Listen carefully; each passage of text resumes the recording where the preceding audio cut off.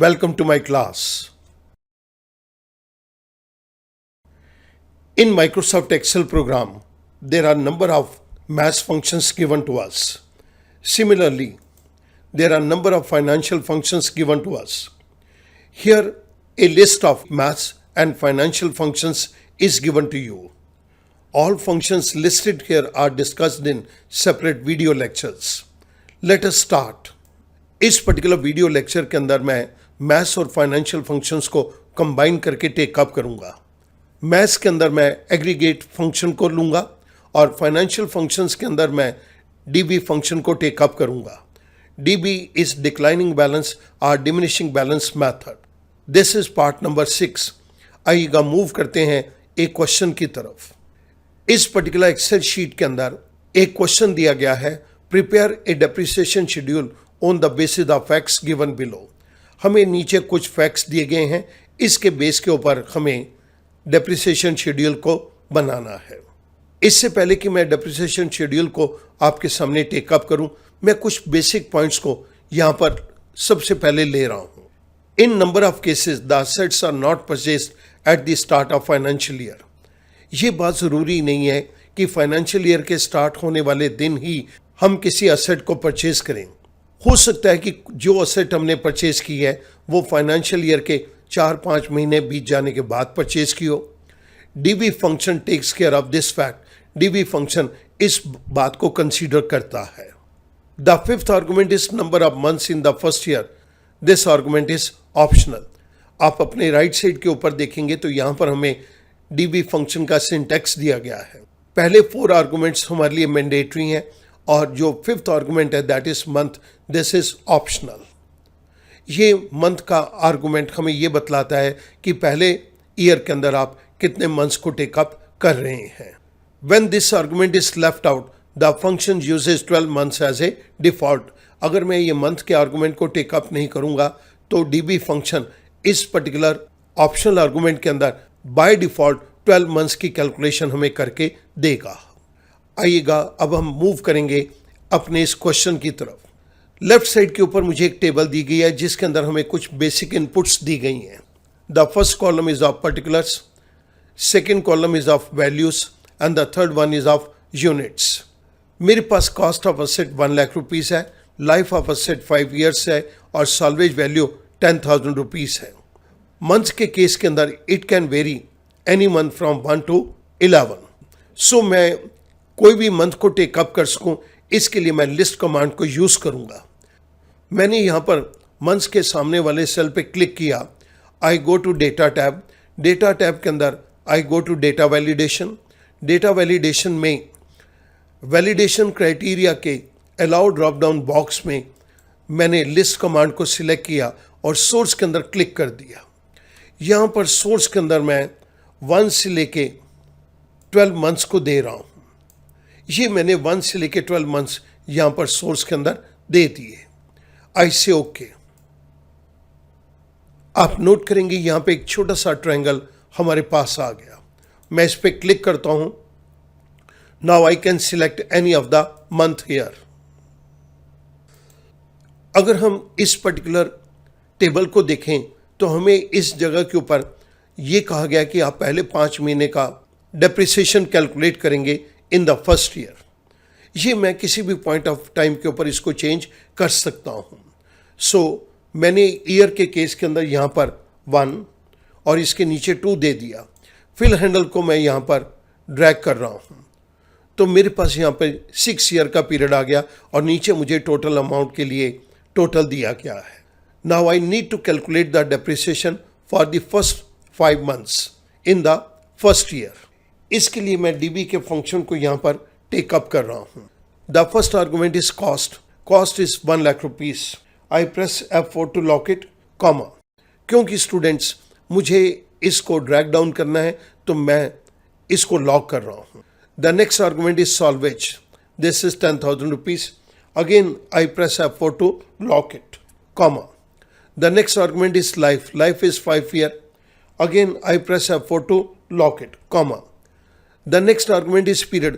आप किस ईयर का डेप्रिसिएशन कैलकुलेट करना चाहते हैं। मैं फर्स्ट ईयर का डेप्रिसिएशन कैलकुलेट करना चाहता हूँ, तो यहाँ पर मैंने E7 दे दिया। E7 के अंदर मेरा फर्स्ट ईयर का डेप्रिसिएशन आना चाहिए। लेकिन जब मैं इसे ड्रैग करूँगा तो नेक्स्ट ईयर ये सेकेंड ईयर हो जाएगा, फिर ये थर्ड ईयर हो जाएगा। इट मीन्स मैं इसको लॉक नहीं करूँगा, इसको रिलेटिव रेफरेंस में ही रहने देंगे, comma. The next argument is month. Month is optional argument, लेकिन यहाँ पर हमें मंथ 5 दिया गया है। मैं इस 5 के ऊपर क्लिक करता हूँ और F4 को प्रेस कर देता हूँ। मैंने इसको लॉक कर दिया। Parenthesis close, I press enter. जैसे ही मैंने एंटर प्रेस किया, मेरे पास फर्स्ट ईयर का डेप्रिसिएशन यहाँ पर कैलकुलेट होके आ गया। जिस पर्टिकुलर फंक्शन को हमने यहाँ पर यूज़ किया है वो मैंने आपकी रेफरेंस के लिए दे दिया। अब स्टूडेंट नोट कीजिएगा, depreciation amount in the first year is calculated only for, यहाँ पर तो 5 मंथ्स आना चाहिए। सो मैं इस डार्क ब्लू सेल के अंदर इक्वल्स टू दिस सेल दे रहा हूँ। आई प्रेस F4, आई प्रेस एंटर। मेरे पास यहाँ पर 5 महीने आ गया। अगर मैं इस डेप्रिसिएशन के अमाउंट को चेंज करता हूँ, हमने 10 मंथ्स कर दिया, तो यहाँ पर भी हमारे पास 10 मंथ्स आ गया। मैं एक बारी फिर इसको 5 पे ले आता हूँ, तो यहाँ पर मेरे पास 5 मंथ्स आ गया। मैंने फिल हैंडल को सिलेक्ट किया और नीचे तक ड्रैग डाउन कर दिया। मेरे पास ये सारा का सारा depreciation for complete 5 years calculate होके आ गया। आप स्टूडेंट नोट कीजिएगा, पहले साल हमने डेप्रिसिएशन लिया है 5 महीने का। इट मीन्स जब इसकी यूजफुल लाइफ 6 ईयर के अंदर आएगी तो भी हम इसको 7 मंथ्स के लिए यूज़ कर सकते हैं। तो 7 मंथ्स का डेप्रिसिएशन हमारे पास 6 ईयर के अंदर आ गया। मैं इस जगह के ऊपर एक वैल्यू को दे रहा हूँ, this is 12 minus H7 value. I press F4 to lock it, I press enter. अगर हमने फर्स्ट ईयर के अंदर 5 मंथ्स का डेप्रिसिएशन लिया है, 6 ईयर के अंदर ये 7 मंथ्स का डेप्रिसिएशन हमारे पास कैलकुलेट होके आ गया। जैसे ही मैं इस वैल्यू को चेंज करूँगा 10 मंथ्स, तो हमारे पास ये लास्ट ईयर के अंदर 2 मंथ्स का डेप्रिसिएशन रह जाएगा। Once again I move back to 5, तो हमारे पास ये 6 ईयर के अंदर 7 मंथ्स का डेप्रिसिएशन कैलकुलेट हो गया। Depreciation amount in the 6th year is for 7 months. मैं यहाँ पर लिख देता हूँ, this is calculated for 7 months. अब मुझे यहाँ पर इसका सम लेना है, तो मैं यहाँ पर सम के फंक्शन को टेकअप कर रहा हूँ। मैंने डेप्रिसिएशन अमाउंट की कंप्लीट रेंज दे दी, F7 to F12, parenthesis close, I press enter. मेरे पास 5 साल का कंप्लीट डेप्रिसिएशन कैलकुलेट होके आ गया 89,471 रुपीज़ 96 पैसा। स्टूडेंट अब इसको देखिएगा, मैं यहाँ पर चेंज करता हूँ। जैसे ही मैं चेंज करूँगा तो यहाँ पर मंथ्स के नंबर भी चेंज हो रहे हैं और टोटल अमाउंट भी उसके साथ चेंज हो रहा है। लेकिन अगर मैं यहाँ पर 12 मंथ्स दे दूँ कि हमने फर्स्ट ईयर के अंदर ही 12 मंथ्स लिए हैं, तो ये मेरे पास नम एरर आ रही है। पहले साल के अंदर ही अगर आपने 12 मंथ्स ले लिए तो 6 ईयर के अंदर तो 0 मंथ्स रह गया। 0 मंथ रह गया तो सम के फंक्शन ने मुझे नंबर एरर दे दिया। मैं चाहता हूँ कि ये नंबर एरर मेरे पास ना आए। जब एक्सेल इस पर्टिकुलर सम को कैलकुलेट करे तो नम एरर को इग्नोर कर दे। इस नम एरर को इग्नोर करने के लिए हमारे पास एक डिफरेंट फंक्शन है, दैट इज एग्रीगेट फंक्शन। तो मैं यहाँ पर इस नम एरर को रिमूव कर रहा हूँ और इसकी जगह एग्रीगेट फंक्शन को यहाँ पर दे रहा हूँ। एग्रीगेट फंक्शन के अंदर हमारे पास 3 आर्गुमेंट्स हैं। The first is function number. मुझे यहाँ पर सम करना है, तो मैंने फंक्शन नंबर 9 को टेकअप कर लिया और मैं यहाँ पर क्लिक कर रहा हूँ, comma. The next is options. Options के केस के अंदर मैंने इग्नोर एरर वैल्यूज को टेकअप करना है। ये जो एरर वैल्यू आ रही है इसको इग्नोर करके मुझे यहाँ पर सम करके दो। सो मैंने 6th ऑप्शन के ऊपर क्लिक कर दिया, comma. The next argument is reference. तो रेफरेंस के केस के अंदर मैंने ये कंप्लीट रेंज का रेफरेंस दे दिया, F7 to F12, parenthesis close, I press enter. Student देखिएगा यहाँ पर नम एरर हमें एक्सेल फंक्शन ने दी थी, क्योंकि हमने फर्स्ट ईयर के अंदर ही 12 मंथ्स ले लिए तो 6 ईयर के अंदर ये 0 मंथ आ रहा है।